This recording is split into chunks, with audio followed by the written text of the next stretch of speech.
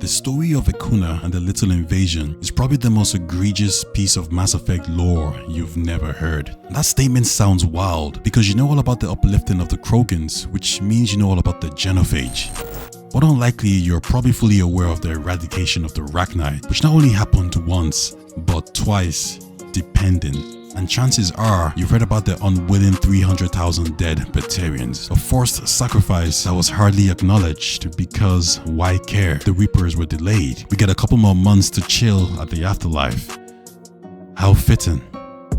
Do you know about the human experiments at the Tilton facility, which resulted in many children being psychologically traumatized? And if you have any common sense, you rock with Tali, so you know all about the Morning War, which means you know about the most important question in this game. Does this unit have a soul? And finally, you're probably red, blue, or green, which means you've concluded the Mass Effect story, deciding the fate of trillions of lives. So, how could the story of Ekuna rank higher than any of the beats I just mentioned? It's ranked higher because every Mass Effect story has a reason behind it. And if you dig deep enough, there is no right or wrong answer, just perspective. But on this, there's none. It's just black. And I believe you come to the same conclusion. But let's see. Let's talk about it. With the conclusion of the Morning War between the Quarians and the Geth, the former found its population not only decimated, but also homeless. Now, the consequences of this eviction were quite severe for the Quarians because Rannoch had few microbes, which means the Quarians adapted to a planet which gave them little to no infections, and that led to a weak, compromised immune system. As a result, they had a hard time finding a suitable planet to settle on, leaving them as wandering nomads across the galaxy on their migrant fleet. So the problem for the Quarians now is time, because generations are born into the same confined space with more or less the same resources, so resource management becomes an issue.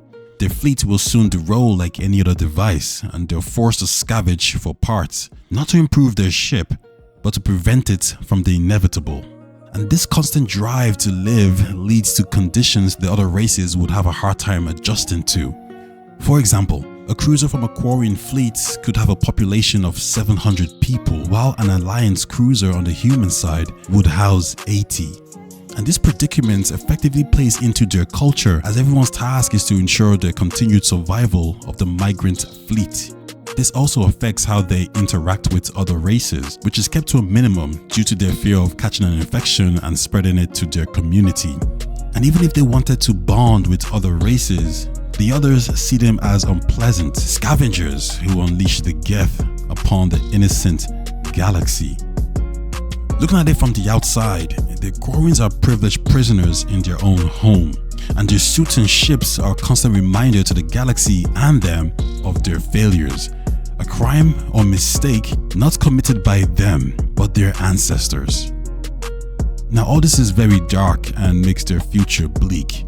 So when the Quarians discovered the planet Ekuna, a habitable second-tier planet for most species, they quickly set up shop while petitioning the council for settlement rights.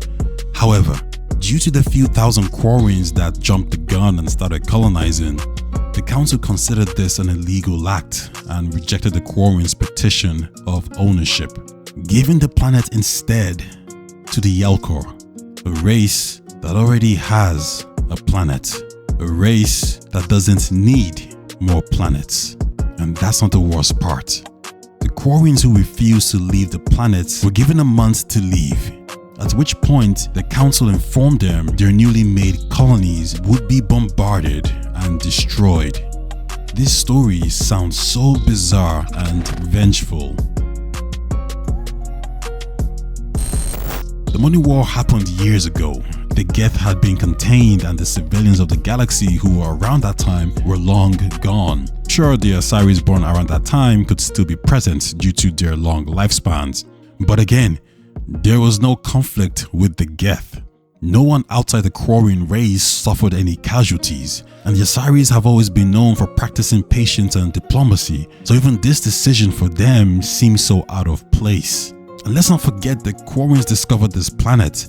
This wasn't a colony they tried to steal from another group of people, and the council are fully aware of the consequences of their decision. A decision that will leave the Quarians wandering the galaxy for hundreds to thousands of years again.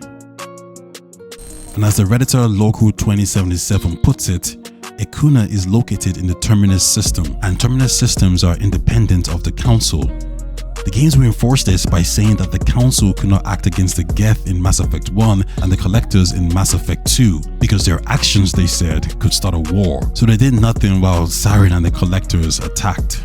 But they are willing to break this rule, to bombard innocent refugees looking for a home in a territory they have no administration over, passing judgment on a group of people they have no jurisdiction over, a group of people who discovered the planet first. Okay. My point is, there's a reason and question behind all these beats. For the story of Ekuna, there isn't. It just seems evil. Evil in a game that's normally very grey. But maybe I'm wrong. Let me know what you guys think. Okay?